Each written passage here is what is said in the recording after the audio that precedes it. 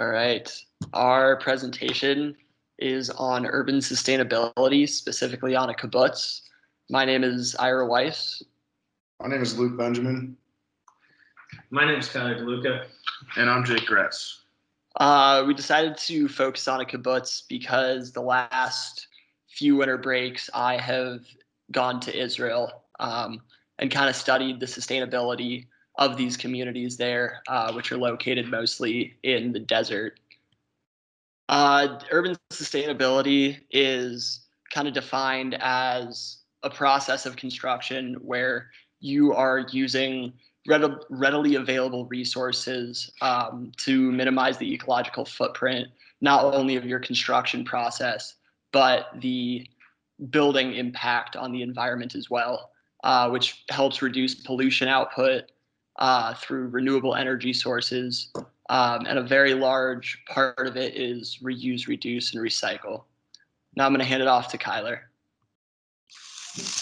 What is a kibbutz, you might ask yourself? It's got an interesting name, but there's a lot more to it. So kibbutz is a farm or factory where profits and duties are shared and all work is considered equally important. Probably the closest thing you could get to is utopia in the modern day society. Originally completely socialist, whereas today socialism is strong in community and less in financial. Community matters more in socialism than it did back in the day when they were first created.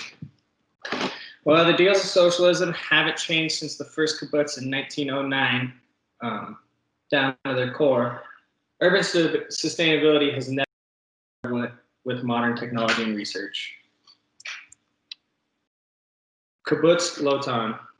In the Arava Desert outside of Jerusalem, one of the most recently established kibbutzim, Kibbutz Lotan, flourishes. The members focus on reducing ecological impacts and strive for a more environmentally aware community. This ideal has turned the harsh, arid climate of the desert into a thriving, green, eco-friendly community. Some practices include sustainability or sustainable housing neighborhoods, use of animal and human waste for fertilizer, and biodiverse farming. All right, so in terms of the building structure, houses and community buildings are built primarily from large rocks and mud. The interior and exterior walls are reinforced with hay, and metal is used for larger structures.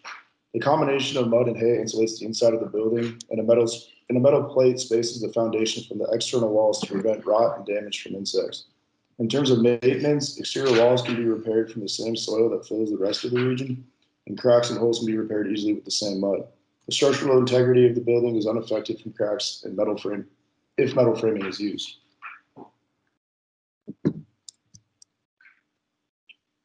For environmental sustainability, there's obviously, so as a reference point, the U.S. food waste is estimated to be about 30 to 40% of the food supply, according to USDA. At Lotan, leftover food is scraped into bins where it is then mixed with human and animal waste, as well as a small amount of dirt. In doing so, Lotan can provide fresh, moist, and healthy dirt to plant new crops after only 3 months. Not only does this method provide soil for crops, but it also reduces the amount of waste and pollutants that are associated with waste management vehicles and processing facilities. I'm going to hand it off to Jake now to continue talking about environmental sustainability. All right, so in terms of water use, they've actually developed their own system that collects used water just due to the scarcity of the water in the desert. And then they actually reuse it and grow hydroponic plants and to water trees. So I'm not sure if you guys can see this infographic, but I'll just briefly explain it. So basically, when people like wash their hands or they use the toilet, that waste is then sent to a holding tank where the sludge then settles out, and any oils will be like mixed in the middle and the water will sit on top. So then that water is then pumped to their hydroponic planting beds where it then becomes saturated, and any other water is then pumped to another settling tank where they allow it to settle out, and then that is pumped to irrigation. And basically that's just how they keep reusing their water and being sustainable as possible. So there are a couple issues with a kibbutz. Obviously, it's not perfect. For one, you have to do it in a dry enough region so that houses don't become oversaturated with water and then eventually collapse under their own weight. You also have to have enough resources and capital to start which can be kind of difficult to obtain, especially if you are just like a commune, which it kind of is. But one way to mitigate that is they actually allow their inhabitants to go out and actually do work and perform their own businesses and things like that to kind of retain capital and bring it back to the community. So yeah, basically that is a kibbutz, and thanks for listening.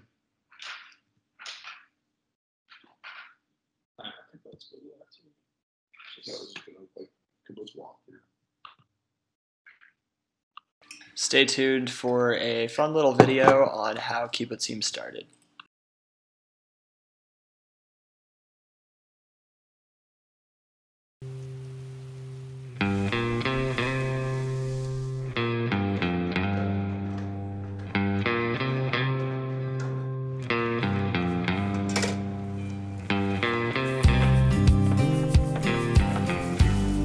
A century ago, young men and women began leaving their homes and families behind in Eastern Europe to found small farming communes in Palestine. Israel.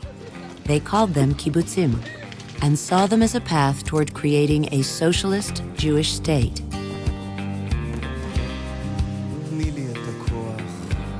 These fledgling kibbutzim became a magnet for other idealistic young Jews looking to create a revolutionary new way of life. We were 18 years old, very young, very enthusiastic. It was a kind of adventure. We were here alone. We had only each other, no parents, no grown-ups to tell us what to do. We invented our life.